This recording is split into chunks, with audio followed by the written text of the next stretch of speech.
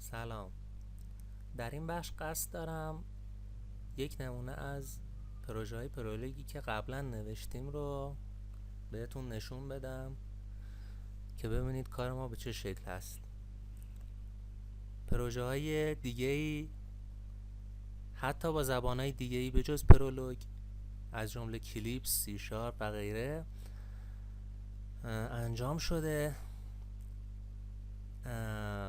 ما مشخصات بعضی از پروژه هامون رو داخل وبسایت قرار دادیم. میتونید به وبسایتمون مراجعه کنید، اونجا پروژه هامون رو مشاهده کنید.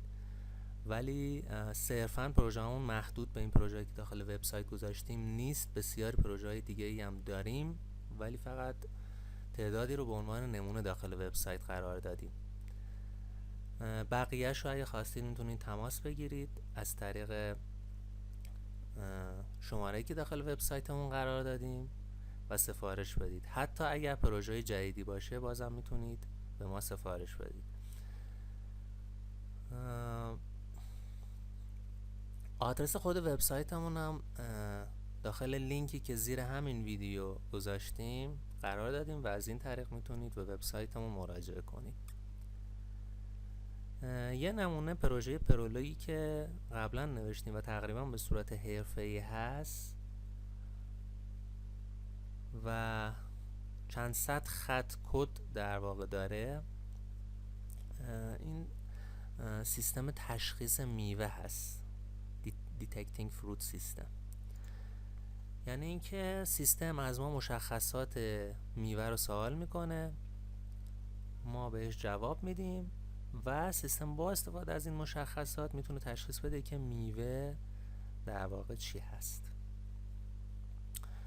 به عنوان مثال فرض کنید که الان سیستم پرسیده میوه چه شکلی است.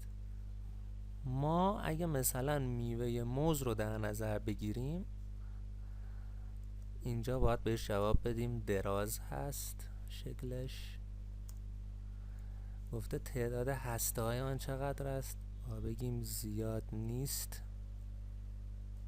چون دو تا در واقع آپشن بیشتر در اختیار ما قرار نداده، یا زیاد یا زیاد نیست.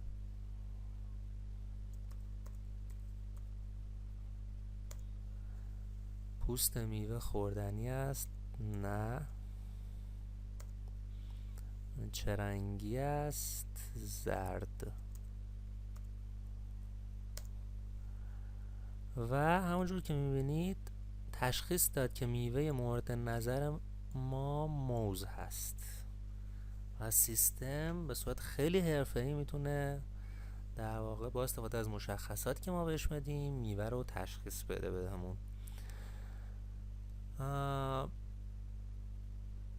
قابل توجه بگم که تمام پروژه های ما در واقع داکیومنت دارن. اگر داکیومنتی نیاز داشتین میتونین درخواست کنین. داکیومنت تمام خط کدها، توضیحاتشون، توضیح منطقی خود سیستم، درختای تصمیم و هر چیز دیگه که در واقع شما بخواین ما میتونیم براتون انجام بدیم. امیدوارم روز خوبی داشته باشید. در روزهای آینده هم ویدیوهای دیگه ای از پروژه های دیگه براتون قرار میدیم. موفق باشید.